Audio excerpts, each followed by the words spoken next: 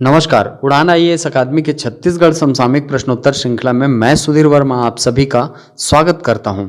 इस श्रृंखला में हमने प्रयास किया है उन सभी घटनाक्रमों को आप तक प्रश्नोत्तर के माध्यम से पहुंचाया जाए जो आपके एग्जाम के पॉइंट ऑफ व्यू से अत्यंत महत्वपूर्ण हैं। तो चलिए आज की प्रश्नोत्तर श्रृंखला में हमारा पहला प्रश्न है, छत्तीसगढ़ी लोक कला नाचा के जनक कौन माने जाते हैं। ठीक, तो आपको बता दें कि ये नाचा जो है वो हमारी छत्तीसगढ़ी लोक कला का एक अभिन्न अंग माना जाता है और ये किया जाता है एक विशिष्ट जाति के द्वारा जिसे कहा जाता है रावत जाति, है ना, या राउत जाति। ठीक, और बिलासपुर में नाचा महोत्सव का भी आयोजन होता है, आपको पता होगा। ठीक, और ये जो नाचा है इसके जनक छत्तीसगढ़ में माने जाते हैं कौन? दाऊ दुलार मंदरा जी। ठीक, हाल ही में इनकी पुण्यतिथि मनाई गई है।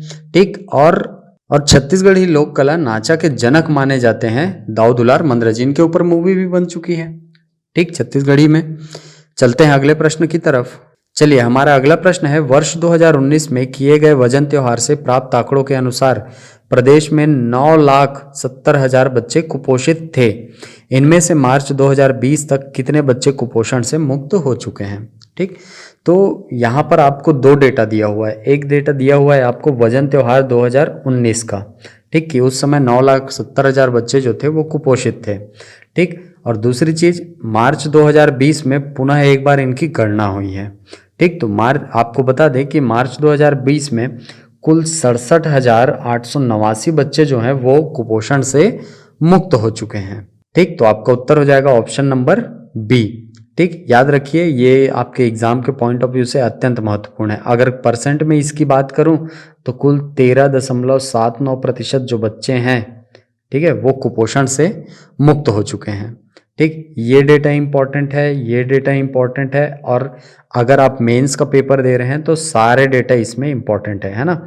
यानी कि वर्ष 2019 में जो वजन त्योहार हुआ था उसका डेटा और वर्तमान में मार्च 2020 की स्थिति में कितने बच्चे सुपोषित हो गए हैं और उनका प्रतिशत क्या है। ठीक, चलते हैं अगले प्रश्न की तरफ।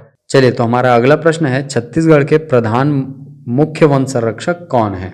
इंग्लिश में इसको कहा जाता है PCCF। ठीक है, तो वर्तमान में कौन है ये पूछ रहा है, वर्तमान में छत्तीसगढ़ के PCCF कौन है। ठीक, तो आपको पता होगा श्री राकेश चतुर्वेदी जी अभी छत्तीसगढ़ के प्रधान मुख्य वन संरक्षक हैं। ठीक, एकदम फैक्चुअल चीज़ है और इस प्रकार के प्रश्न आपको देखने को मिल सकते हैं एग्जाम में। ठीक, चलते हैं अगले प्रश्न की तरफ। चलिए, हमारा अगला प्रश्न है, निम्न में से किस योजना में यूनिसेफ सहायक नहीं है। अच्छा, ये नकारात्मक प्रश्न है, पूछ रहा है कि यूनिसेफ किस में सहायक नहीं है ना। आपके पास ऑप्शन में है स्निप योजना। स्निप योजना आपको बताया था कि सुपोषण से जुड़ा हुआ एक योजना है ना, सुपोषण से जुड़ी हुई योजना है और ये किसकी सहायता से चलाई जा रही है? यूनिसेफ की सहायता से। दूसरा है सीख कार्यक्रम। सीख कार्यक्रम भी कोरोना काल में बच्चों को शिक्षा से निरंतर जोड़े रहने का एक प्रयास है और ये भी चलाई जा रही है किसके द्वारा? यूनिसेफ की सहायता से।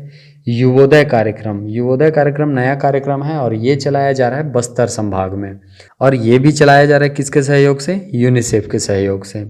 ठीक, चौथा ऑप्शन है मुख्यमंत्री सुपोषण अभियान।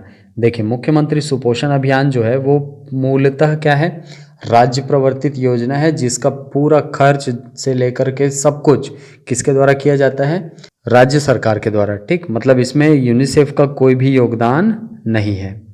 ठीक, याद रखिएगा ऑप्शन नंबर डी, मुख्यमंत्री सुपोषण अभियान राज्य सरकार की योजना है, इसमें यूनिसेफ का किसी भी प्रकार का सहायता प्राप्त नहीं होता है।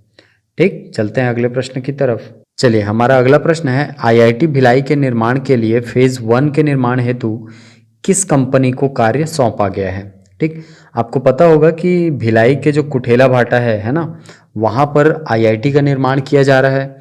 ठीक, और इसमें फेजेस में इसका निर्माण होना है। ठीक, टुकड़े टुकड़े में छोटे छोटे करके। ठीक, तो पहले फेज के निर्माण हेतु जो कॉन्ट्रैक्ट दिया गया है वो किसको दिया गया है? L&T कंपनी को। L&T आपको पता होगा कि बहुत बड़ी कंस्ट्रक्शन कंपनी है। ठीक, और उसी को मद्देनजर रखते हुए राज्य सरकार ने IIT भिलाई के निर्माण के लिए कॉन्ट्रैक्ट दिया किसको? L&T को। ठीक, चलिए चलते हैं अगले प्रश्न की तरफ। चलिए, हमारा अगला प्रश्न है, प्रदेश में 23 सितंबर से राष्ट्रीय कृमि मुक्ति दिवस कार्यक्रम का आयोजन शुरू हो गया है। इस दौरान आंगनबाड़ी कार्यकर्ताओं द्वारा कौन सी दवाई बांटी जा रही है? ठीक, ठीक पिछले वीडियो में हमने बात किया था कि प्रदेश में जो पोषण माह चल रहा है उसके अंतिम पखवाड़े में आयोजन हो रहा है किसका? कृमि मुक्ति दिवस का। ठीक, और ये कृमि मुक्ति दिवस में क्या किया जाता है, ऐसे बच्चे जो कृमि से पीड़ित हैं उनको एक दवाई बांटी जाती है, एक कृमिनाशक दवाई दी जाती है। तो आपको इस प्रश्न में वही पूछ रहा है कि इनमें से कौन सी दवाई जो है वो कृमिनाशक है। ठीक, तो आपको बता दें कि एल्बेंडाजोल की जो दवाई है इसको बांटा जाता है आंगनबाड़ी कार्यकर्ताओं के द्वारा। ठीक, क्योंकि ये है क्या, एक कृमिनाशक। ठीक, तो आपका उत्तर हो जाएगा ऑप्शन नंबर सी। चलते हैं अगले प्रश्न की तरफ। चलिए, हमारा अगला प्रश्न है, राज्य के सभी जिलों में ई साक्षरता केंद्र का निर्माण किस योजना के अंतर्गत किया जा रहा है? तो सबसे पहली बात आपको ये पता होना चाहिए कि ई साक्षरता क्या होता है। ठीक, ई साक्षरता का मतलब होता है लोगों को डिजिटल रूप से साक्षर बनाना। ठीक, अर्थात उनको मोबाइल चलाने की और कंप्यूटर चलाने की बेसिक जानकारी प्रदान करना। ठीक, और इसका जो संचालन है वो किया जा रहा है किसके द्वारा? गढ़बो डिजिटल छत्तीसगढ़ योजना के द्वारा। ठीक, और इसी के अंतर्गत जिन केंद्रों में ई साक्षरता प्रदान की जाती है उन्हीं को कहा जाता है क्या? ई साक्षरता केंद्र। तो आपका उत्तर यहाँ पर क्या हो जाएगा? गढ़बो डिजिटल छत्तीसगढ़ योजना के द्वारा ही ई साक्षरता केंद्र का निर्माण किया जा रहा है।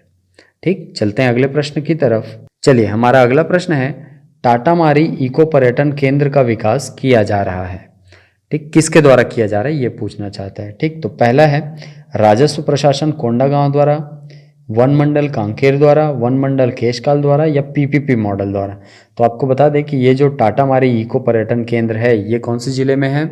ये है कोंडागांव जिले में, और इसका जो निर्माण किया जा रहा है या इसका जो विकास किया जा रहा है वो किया जा रहा है किसके द्वारा? वन मंडल केशकाल के द्वारा। ठीक है, याद रखिएगा, वन मंडल केशकाल के द्वारा ही टाटा मारी इको पर्यटन केंद्र का विकास किया जा रहा है। ठीक, यहाँ पर एक रिसोर्ट बनाया जाएगा जहाँ पर पर्यटक जा करके प्रकृति का लुत्फ ले सकते हैं। ठीक, चलते हैं अगले प्रश्न की तरफ। चलिए, हमारा अगला प्रश्न है, गिरदावरी के कार्य में किस जिला को पूरे छत्तीसगढ़ में प्रथम स्थान प्राप्त हुआ है?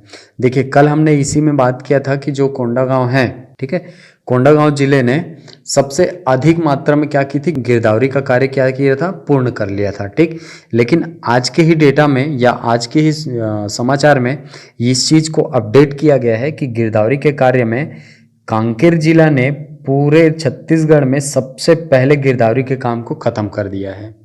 ठीक है, मतलब अपने जिले के अंतर्गत प्रथम स्थान प्राप्त किया है किसने? कांकेर ने। ठीक, तो याद रखेंगे कि गिरदावरी के कार्य में पूरे छत्तीसगढ़ में प्रथम स्थान किसको प्राप्त हुआ है? कांकेर को। आपको बताया था गिरदावरी कार्य क्या होता है। ठीक, भौतिक सत्यापन होता है, एक तरीके से इसको कह सकते हैं गिरदावरी के कार्य को।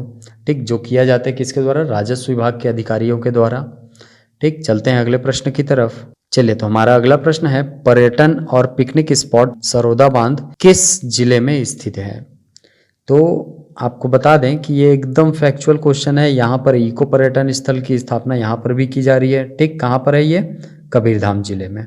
चलिए, और पिछले 14 अगस्त को ही यहाँ पर जो टूरिस्ट रिसोर्ट है उसका उद्घाटन किया गया है मुख्यमंत्री जी के द्वारा। तो वो भी आपके एग्जाम के पॉइंट ऑफ व्यू से महत्वपूर्ण है। ठीक, चलिए, तो ये थे हमारे आज की प्रश्नोत्तर श्रृंखला के कुल 10 प्रश्न और उनके आंसर कीज। आशा करता हूँ ये वीडियो आपको पसंद आया होगा। अगर ये वीडियो पसंद आए तो इसे लाइक करें, शेयर करें और हमारे YouTube चैनल को सब्सक्राइब करें। मिलते हैं अगली कक्षा में कुछ नई जानकारियों के साथ, कुछ नए प्रश्नों के साथ। तब तक के लिए थैंक यू।